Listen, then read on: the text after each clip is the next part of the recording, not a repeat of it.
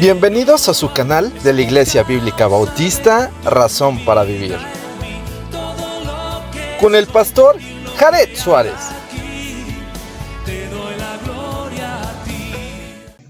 Vamos a orar. Bendito Padre Celestial, gracias porque tenemos tu palabra, porque en ella encontramos la doctrina, lo que necesitamos saber para hacer, para glorificarte y honrar tu santo y bendito nombre. Señor, guíanos a través de este tiempo, pon en nuestro corazón el deseo de crecer en tu gracia, en tu conocimiento y el poder, Señor, vivir la vida como quieres que la vivamos para ti, Señor. En el nombre de Jesús, amén. Podemos tomar nuestro lugar. Como ve, es un capítulo bastante interesante respecto a que dentro de la iglesia se habían infiltrado algunas doctrinas, algunas filosofías. Y Hechos 17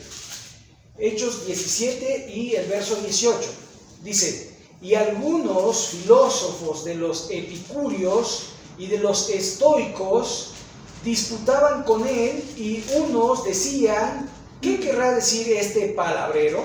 Y otros: parece que es predicador de nuevos dioses, porque les predicaba el evangelio de Jesús y de la resurrección.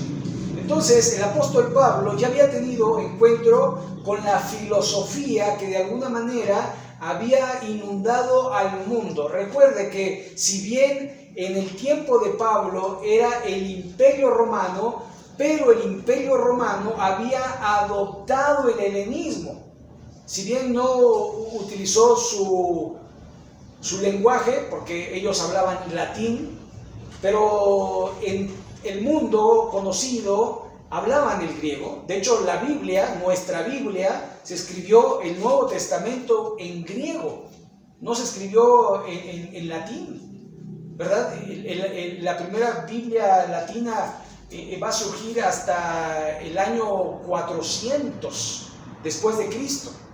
Así que de alguna manera no tiene nada que ver, pero allí había también cierta influencia de los romanos, que la mitología griega había permeado a los romanos y solo habían cambiado de nombre sus dioses. Pero era casi lo mismo, Zeus y el Júpiter, y de alguna forma iban cambiando de nombre, pero en funciones era prácticamente lo mismo, y también tenían casi las mismas ideas en cuanto a los dioses. Ahora, aquí se menciona en Hechos capítulo 17 a dos, escuelas de filosofía. Una de ellas, ¿verdad?, de los epicúreos. Epicuro era el fundador de esta filosofía. ¿Qué creían ellos? Bueno, ellos creían que sí había dioses, pero que no tenían nada que ver con los humanos, ¿verdad? O sea, los dioses por su lado, nosotros por el nuestro. Ahora, ellos buscaban la felicidad en las cosas permitidas y necesarias. Digamos que ellos eran muy austeros en su vida. Es decir, si necesitabas dormir, pues duerme. Si necesitas comer, pues come. Y sé feliz con ello. Ellos querían llegar al clímax de cero preocupación. Pero los estoicos también creían eso, de alguna forma, en el sentido de que aunque ellos creían en los dioses, ¿verdad?, en plural, politeístas, dioses, de alguna forma ellos también creían que podías vivir, ¿verdad?, que al final de cuentas lo espiritual y lo carnal no se mezclarían nunca jamás. El espíritu era bueno y iría con los dioses, y el espíritu y la carne era mala. Entonces la que pecaba era la carne, no el espíritu, y tenían una mezcolanza ahí de que no importa lo que hicieras, te ibas con los dioses. Ahora, esto es muy contrario a los cristianos, pero hay algo que de alguna manera se suma universal a las personas: el estado de felicidad. ¿qué es la felicidad? La mayoría de las personas busca la felicidad. Y algunos dicen, soy feliz, pero, ¿verdad?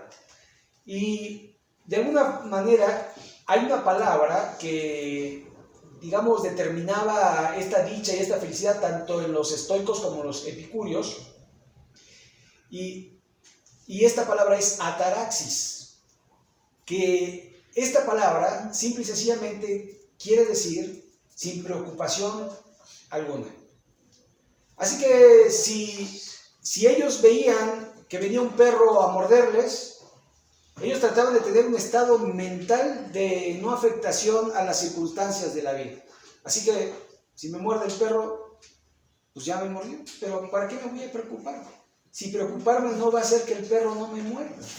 O sea, tenían ese tipo de idea de poder tener el dominio sobre las circunstancias. Nada me mueve.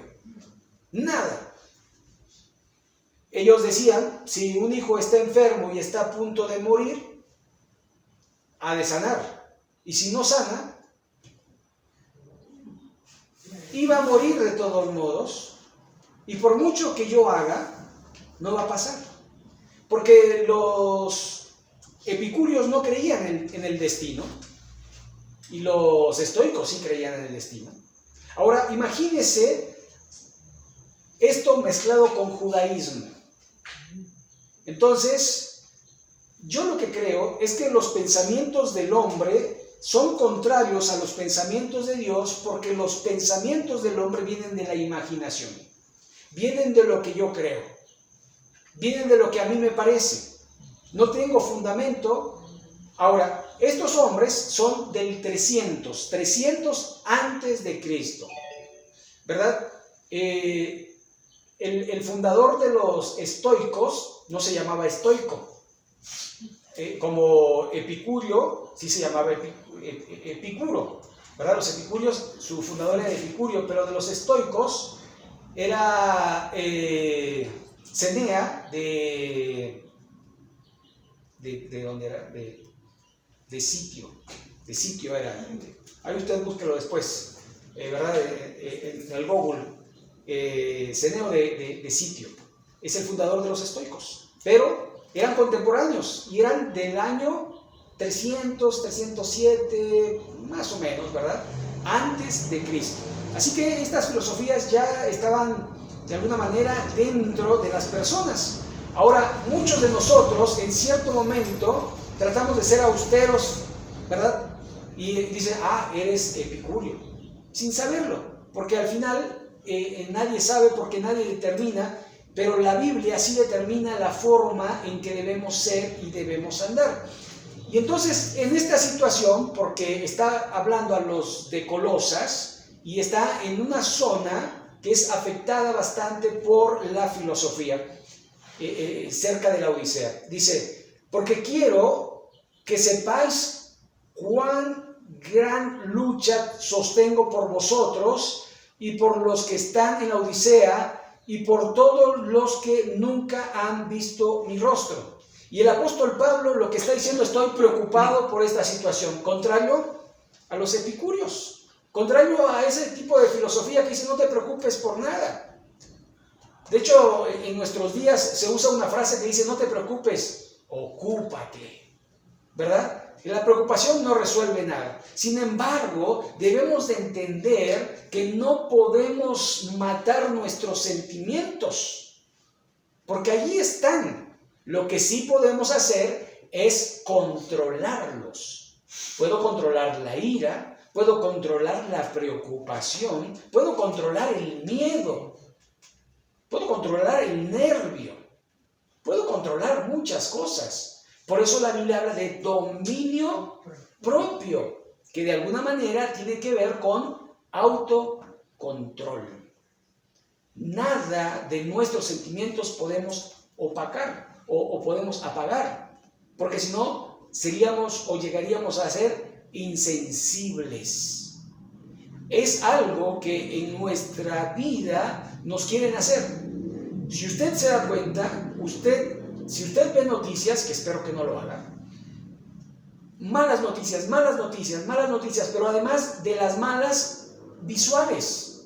Es decir, encontraron un cuerpo y se lo muestran, ¿verdad? Y decapitado, y esto, y aquí, y allá. Y entonces usted se va acostumbrando a eso, que de tal forma va a llegar un momento que usted ve muerto y dice, mira, muerto. O sea, ya no le va a doler.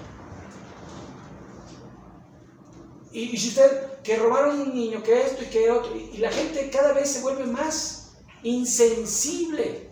De hecho, ya piensa que es el pan nuestro de cada día. Dice, no, yo sé de otros casos peores. Ese, no, sí, no sé si lo has notado, pero mucha gente habla así.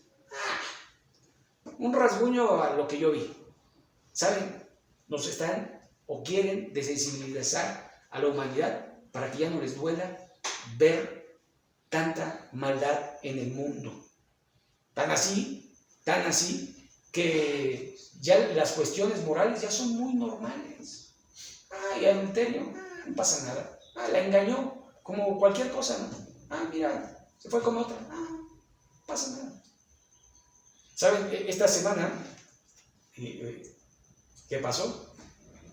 Lo comenté en la radio, me parece, pero vi a dos homosexuales besándose. Y después de que se besaron, el otro lo persinaba.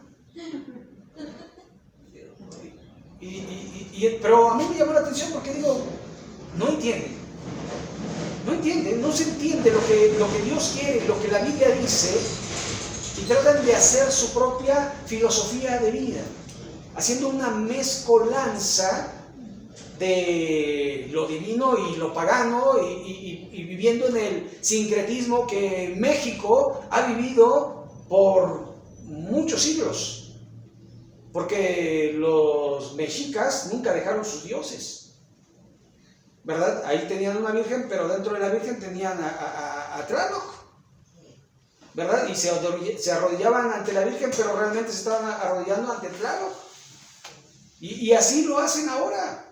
Así, de alguna manera, van al templo, ya cumplí con esta, y después van y compran lotería, ¿verdad? Porque creen en la suerte.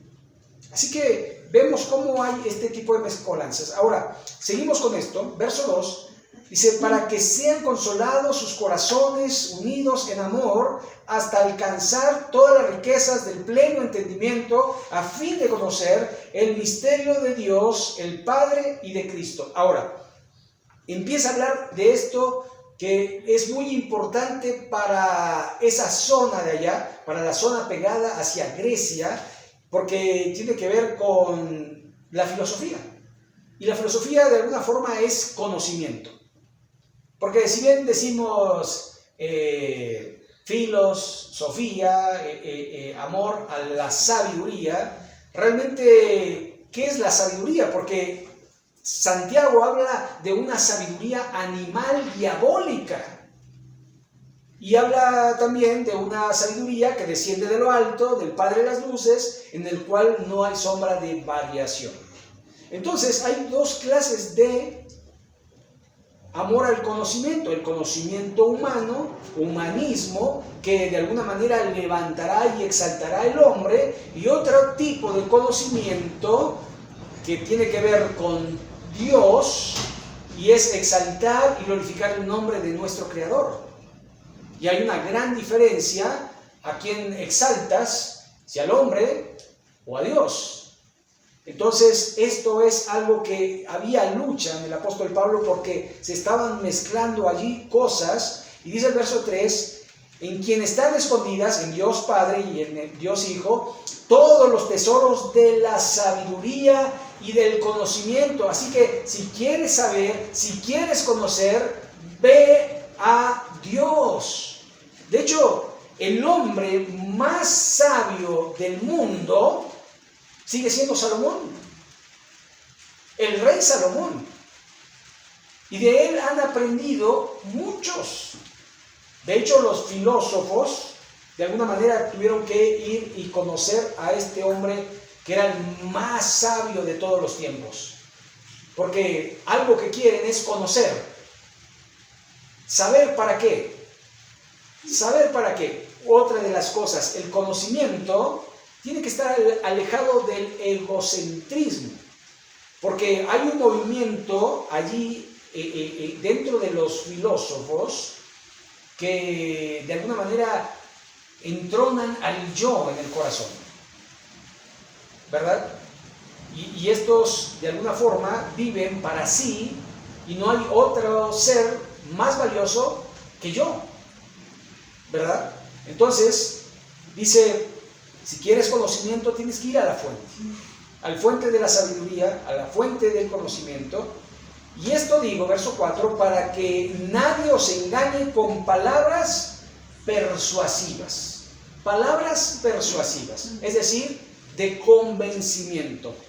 Esto es un poco lo que utilizan los mercaderes, los vendedores. ¿Sabe? Los vendedores tratan de alguna manera de convencerle, de que compren algo y de hacerle necesario algo que usted no necesita, ¿verdad? Y entonces, por ejemplo, en algún momento un vendedor le va a dar algo a probar. Si le gusta, es más probable que lo compre a que si no lo ha probado nunca. Entonces le dan a probar. Otra cosa es que muestran necesidades cubiertas en un producto. Entonces dice, esto va a solucionar mi problema, ¿verdad? Por ejemplo, si usted quiere que huela bien su casa de repente y le muestran un limpiador fantástico que huele muy rico, dice, yo quiero que huela así mi casa, ¿verdad? Y se lo muestran que huele y hasta se lo ilustran ahí, ¿verdad? Que florecitas y no sé qué. Y usted va y quiere, y luego huele en el momento, pero después deja de oler. O sea, pero tratan de convencerlo con palabras que persuasivas. Tratan de convencerlo. Y esto es lo que han hecho muchos filósofos y muchas personas en la vida de personas. ¿Para qué? Para que sigan una corriente. Los testigos de Jehová tratan de convencerlo. Ahora, nosotros no tratamos de convencer a nadie. Nosotros predicamos el Evangelio, hacemos la invitación, pero después, si la persona quiere, porque es voluntario, si alguno quiere venir a mí, dice el Señor Jesucristo, no es, vamos a convencerlos para que cambien de religión. No, no se trata de eso. Porque la obra no es nuestra, la obra es del Espíritu, y el que convence, el que redarguye, el que instruye, el que hace todo es el Espíritu Santo, no nosotros. Ahora usted puede convertir a alguien, pero su conversión es de usted. No es lo mismo que Dios convierta a que usted convierta, ¿cierto o no? Si la obra es de Dios, permanece. Si la obra es del hombre, deja de ser. Por eso uno tiene que confiar en la palabra de Dios, porque la fe viene por el oír y el oír de la palabra de Dios. Uno tiene que confiar en el Espíritu Santo, porque Él es el que convence al mundo de justicia, de juicio venidero. Entonces uno tiene que hablar, pero no tratar de convencer. Porque yo estoy seguro que a usted no le convencieron. Usted un día le hablaron de Jesús y usted entendió que era pecador y que necesitaba de Cristo, y usted fue a Jesús, pero no le convencieron, porque si no, lo único que hicieron es hacerle un pequeño lavado de cerebro y le cambiaron de religión, pero su corazón sigue siendo el mismo. Pero si Dios hizo la obra de conversión, su corazón no es el mismo. Usted es una nueva criatura, porque es muy diferente la obra del hombre y la obra de Dios.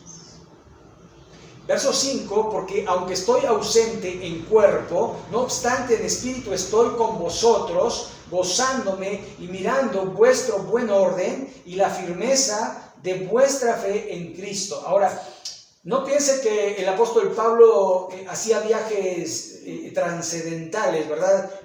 Se desprendía del espíritu, iba a Colosas, ¿verdad? Y los estaba checando y decía, sí lo están haciendo bien. No, simple y sencillamente en cuanto a los informes que él recibía, ¿verdad? Porque en ese lugar donde en Colosas vivía Epa, ¿Se acuerdan de Epafras o Epafrodito?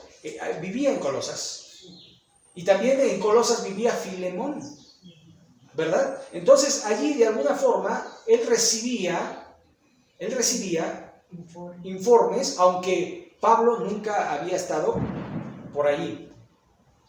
Y mire, él no fundó la iglesia de Colosas. Verso 6. Por tanto, de la manera que habéis recibido al Señor Jesucristo, andad en Él. Y esto es algo que nosotros tenemos que recordar. Cuando recibimos a Jesucristo, ¿cómo fue nuestra vida? ¿Fue una vida de gozo o fue una vida de tristeza? ¿Fue una vida de cambio o fue una vida de, pues así soy y qué? ¿Cómo fue nuestra conversión? Si es que la hubo.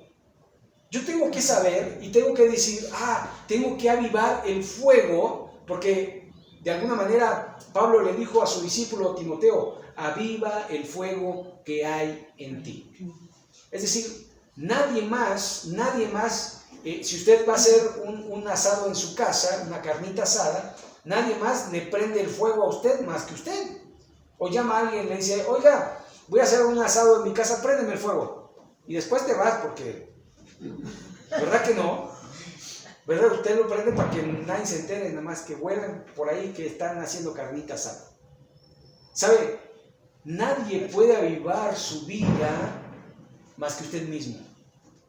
Nadie.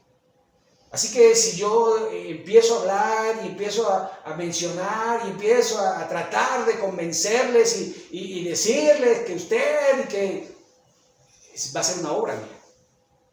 Pero la obra del hombre no permanece. La obra de Dios permanece para siempre. Entonces usted, con su relación con Dios, usted va a avivar el fuego que hay en usted. Usted cuando le dice, Señor, háblame, Señor, guíame, Señor, hazme entender, Señor, dame sabiduría. Entonces Dios le va a hacer entender, le va a dar sabiduría, le va a cuidar, le va a ayudar en todo lo que usted necesite. Cuando usted le pide, porque es su relación, el espíritu de usted con el Espíritu Santo. El Espíritu mismo habla a nuestro espíritu que somos hijos de Dios.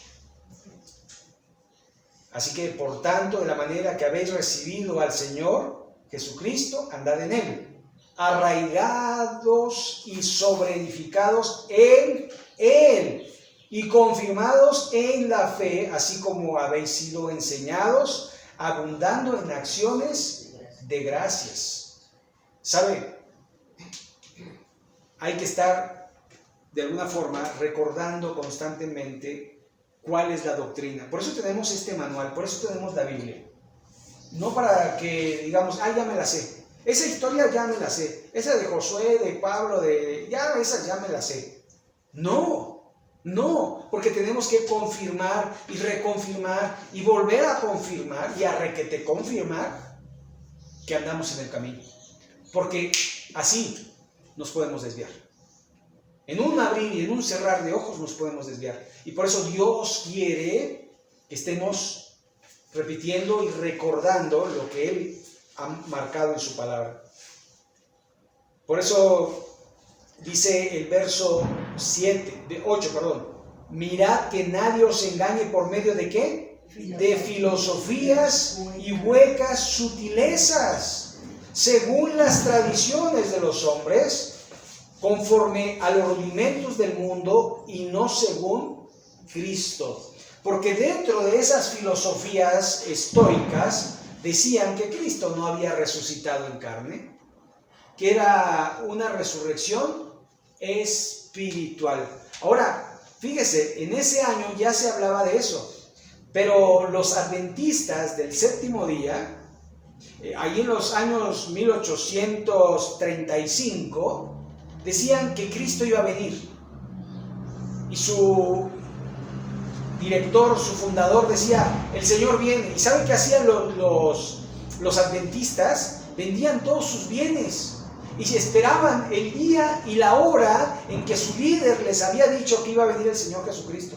Tuvieron 2 o 3 intentos fallidos, pero después su líder ahora sí que se la sacó de la manga Y dijo, es que ya vino en espíritu. ¿Qué dice la Biblia? Todo ojo le verá. Así como le habéis visto ascender al cielo, así lo veréis descender del cielo. Lo veréis. Así que mucha gente dice, ya vino, cuando en realidad no ha venido. Porque no se ha cumplido la palabra de Dios al pie de la letra como tiene que ser. Pero hay gente que con filosofías de espiritualmente ya resucitó, Cristo es espíritu, nosotros le adoramos en espíritu, el cuerpo es malo, pero el espíritu es bueno, lo que haces con la carne no tiene nada que ver con lo espiritual, y esto se estaba mezclando dentro de las iglesias.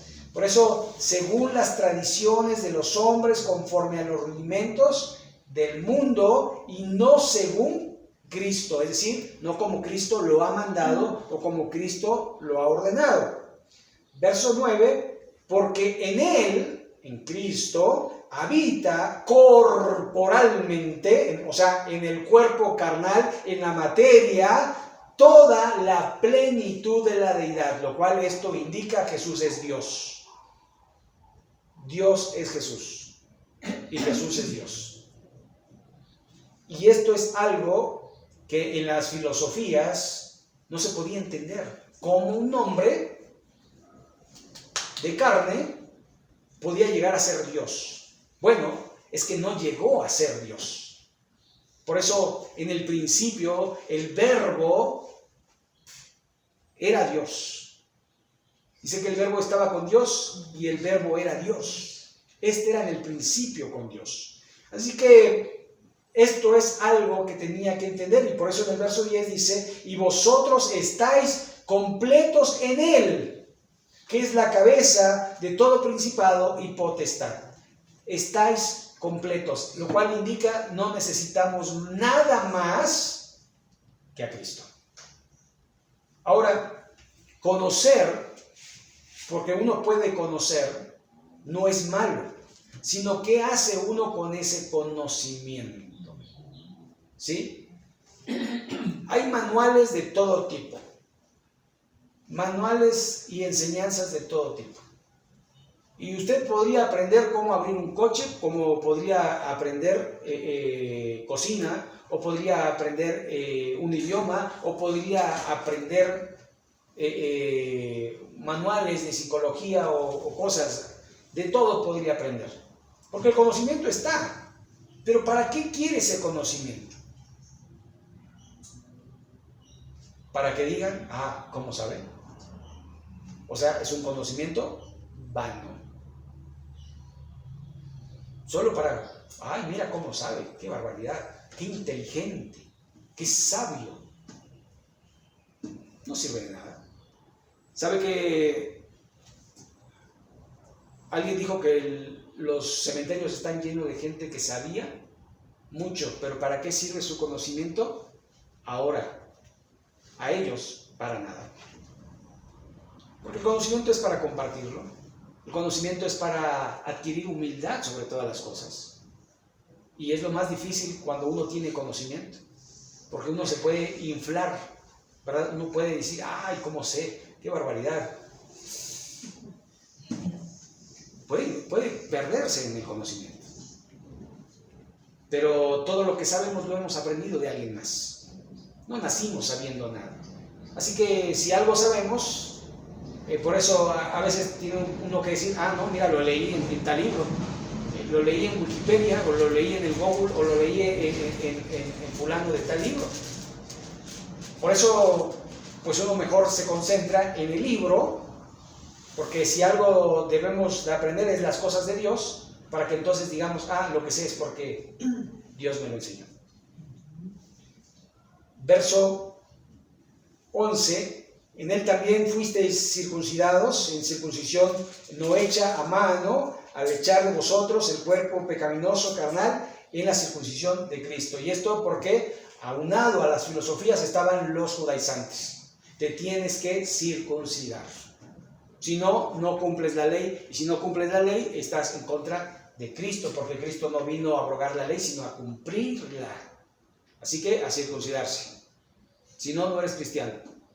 Y había una persecución para los que no se querían circuncidar. Y casi los querían circuncidar a la fuerza. Y por eso el apóstol Pablo dice, no se preocupen.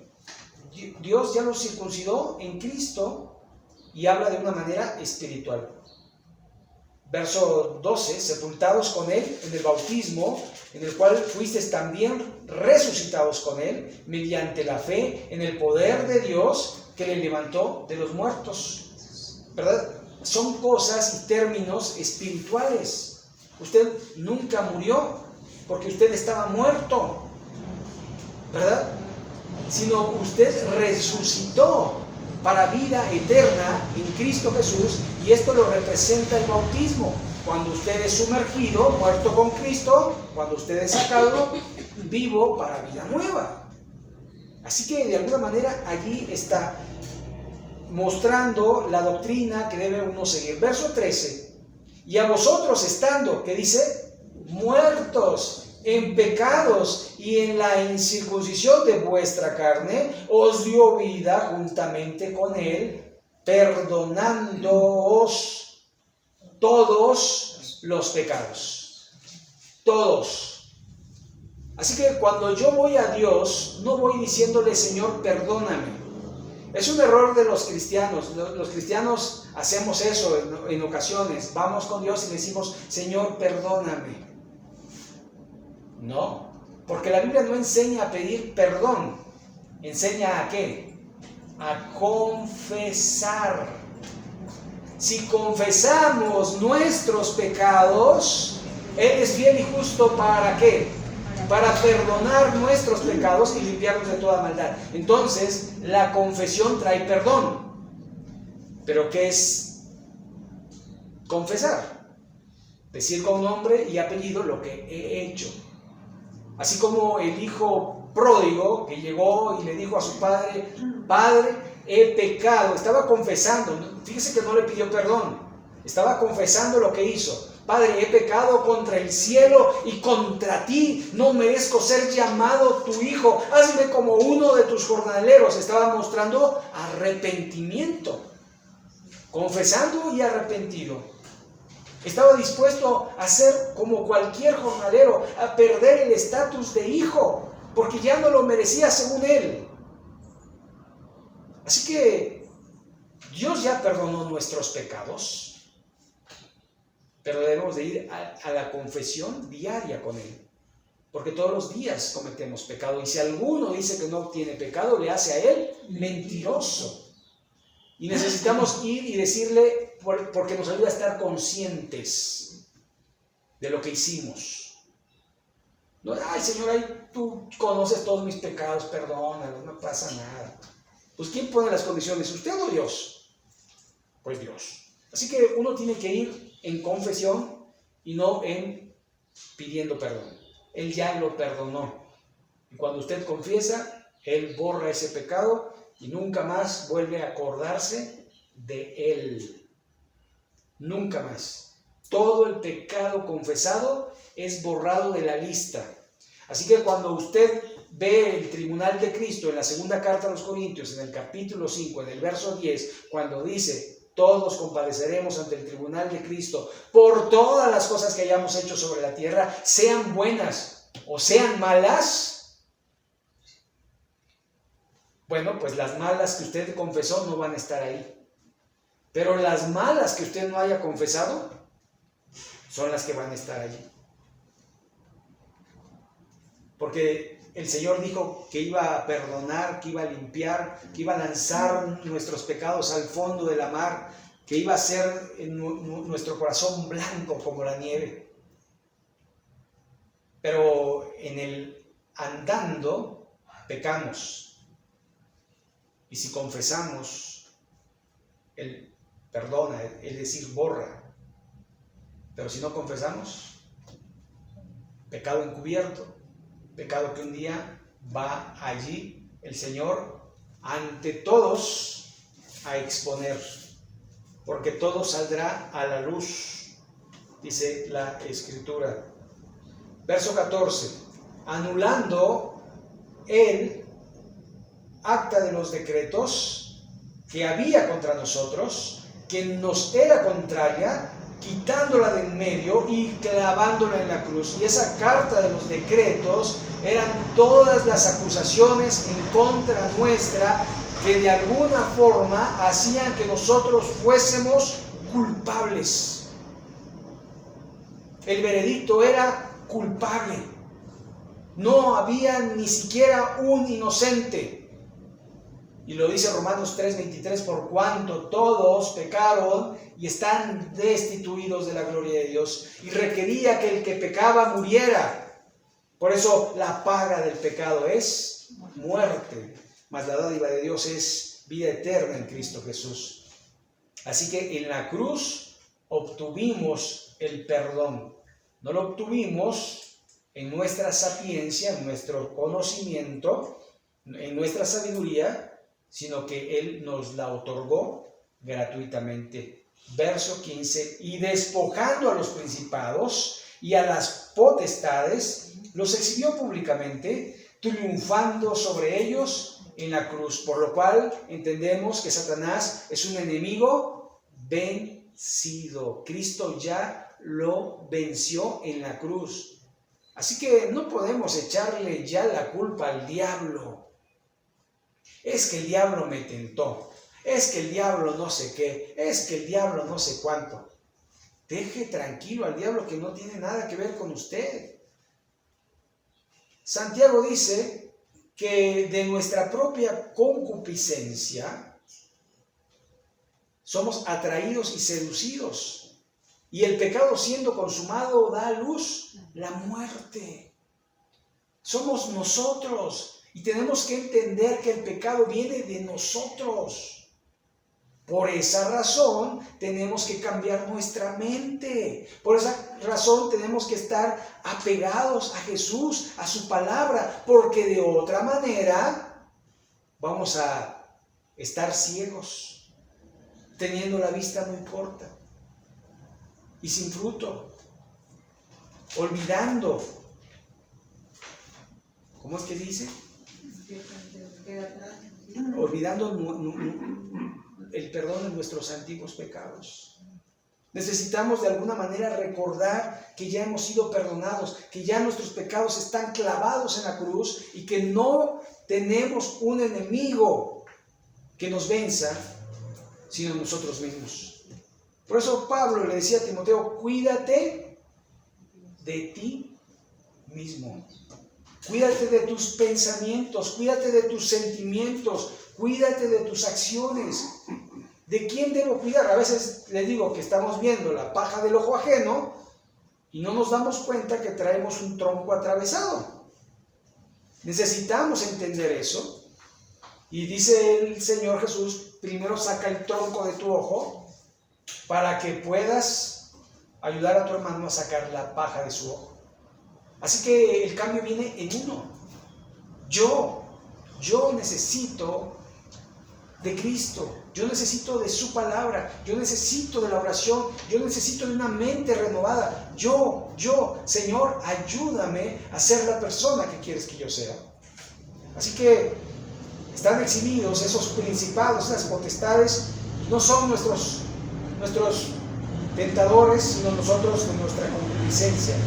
Dice el verso 16, por tanto, nadie os juzgue en comida o en bebida o en cuanto a días de fiesta, luna nueva o días de reposo. Y esto es porque tienen que guardar el sábado. Hay cristianos en nuestra actualidad, 2023, que dicen que el día del Señor es el día sábado.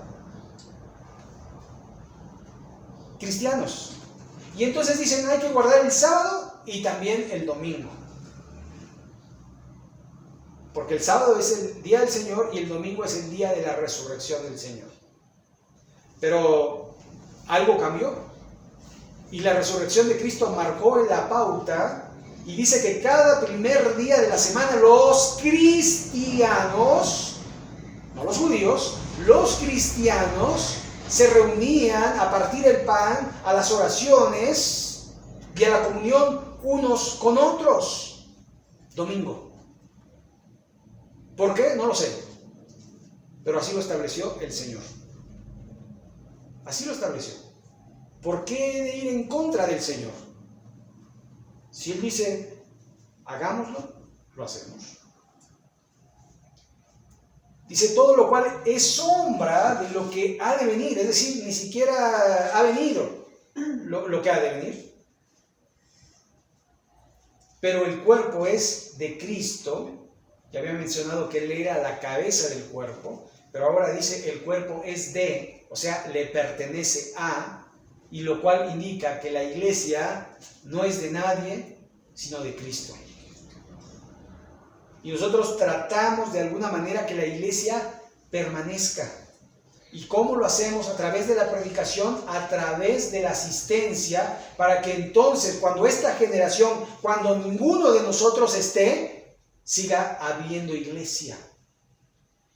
Porque de otra manera moriría la congregación, moriría la iglesia. Pero además, hablar de una iglesia con sana doctrina, son pocas. Son pocas las iglesias con sana doctrina. Ya no se predica la Biblia. Ya se predica humanismo. Tú todo lo puedes. Eres perdonado, vive como perdonado y ánimo, y ánimo, y ánimo. Y tú eres grande. Hay gente que se ha atrevido a decir, di, yo soy. Y entonces tú vas a decir que eres el pequeño yo soy. ¿Te imaginas? Yo no soy. Y todo lo que soy, dice el apóstol Pablo, es para la gloria y la honra de Dios. Así que uno tiene que entender y tiene que marcar la diferencia entre lo que Dios quiere, lo que yo quiero y lo que debe ser.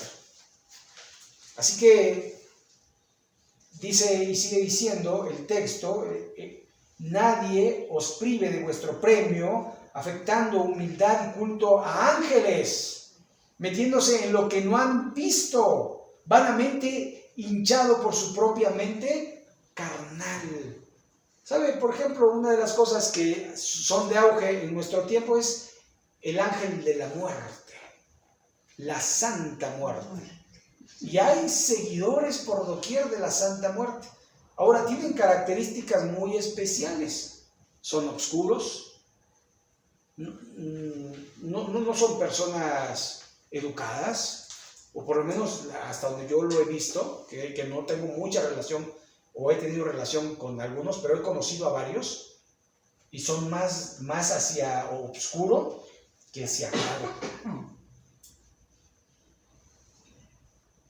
La muerte no trae más que pestilencia. La muerte no es bella, la muerte no es algo que podamos decir, yo amo la muerte. ¿No? Así que ángeles, adorar a un ángel, ¿verdad? Y a veces la gente comete el error de encomendarse al ángel, a angelito de la guarda. ¿Sabe? Nosotros nos encomendamos ¿a quién? A Dios. Los ángeles no. Los ángeles hacen su función según Dios le diga. Y si Dios manda a su ángel a guardarte, esa es cuestión de Dios. Pero yo no me encomiendo a los ángeles. Me encomiendo a Dios, a la voluntad de Dios.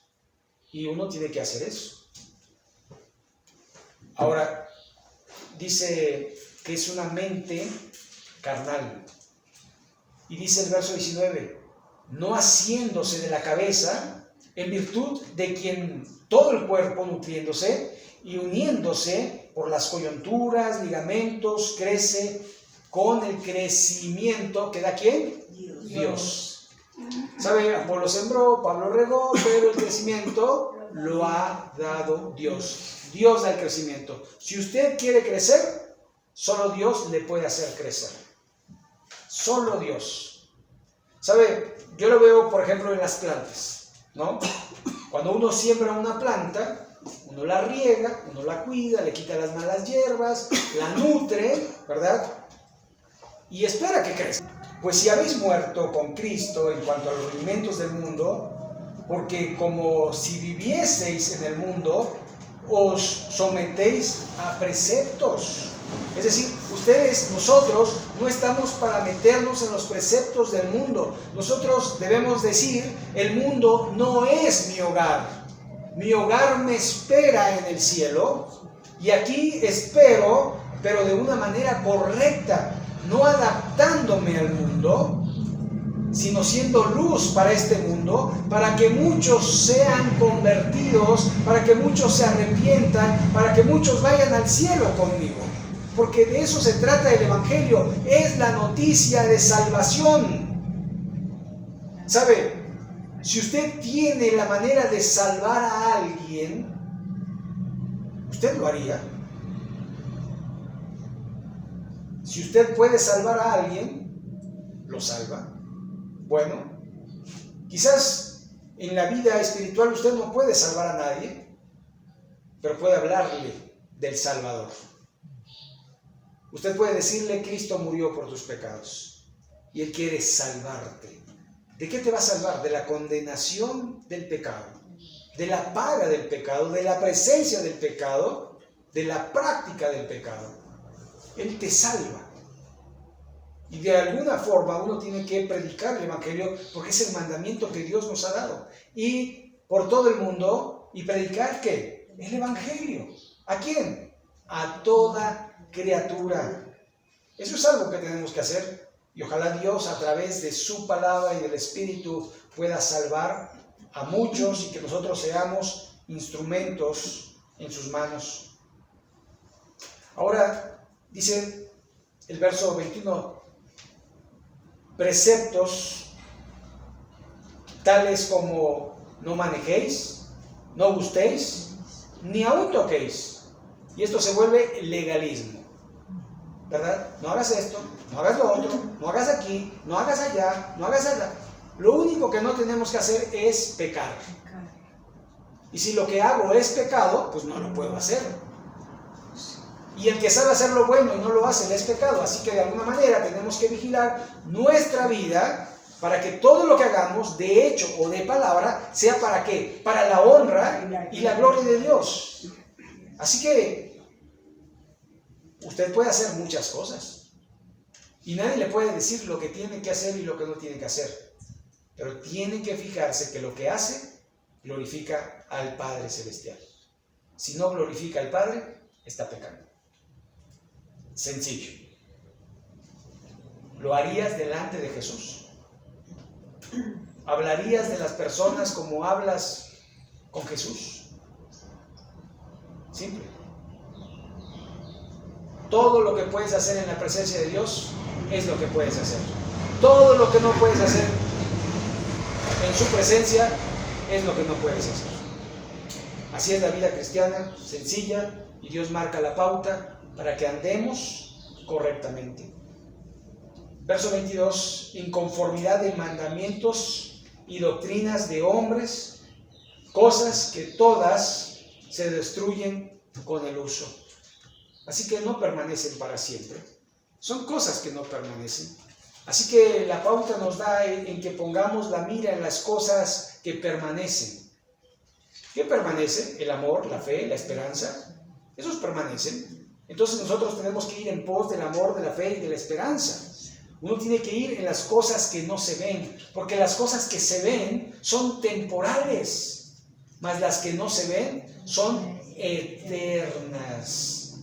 Por lo tanto, nuestra vida que permanecerá debe buscar las cosas de Dios que son eternas. Y el apóstol en el verso 23 dice, tales cosas tienen a la verdad cierta reputación de sabiduría, de culto voluntario, de humildad y de duro trato del cuerpo, pero no tienen valor alguno contra los apetitos de la carne.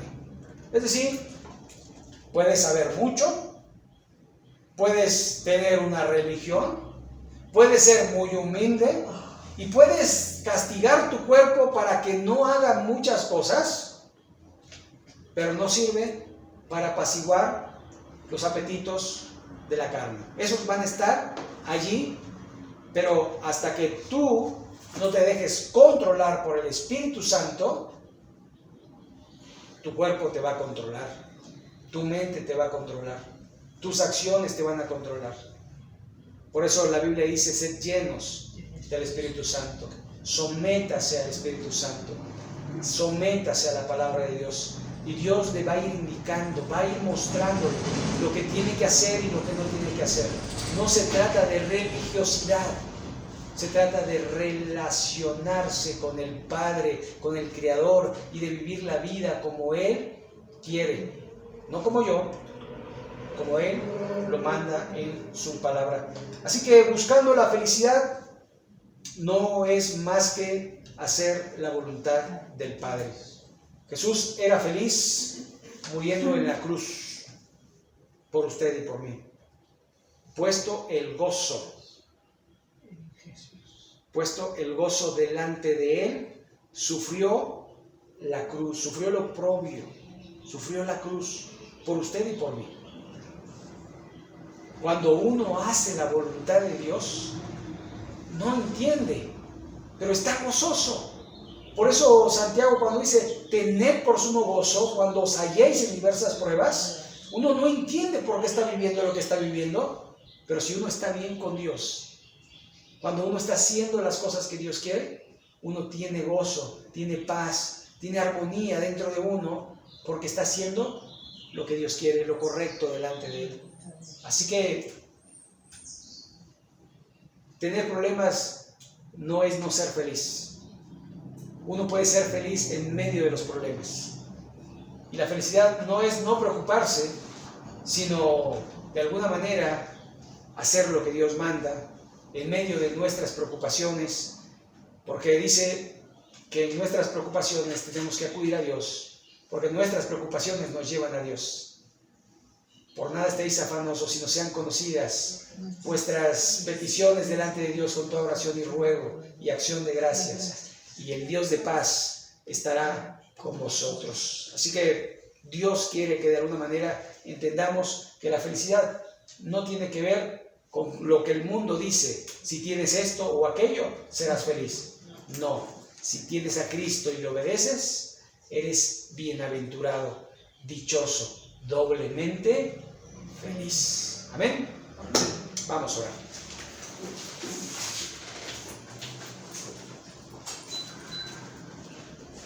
Bendito Padre Celestial, gracias te damos porque eres bueno.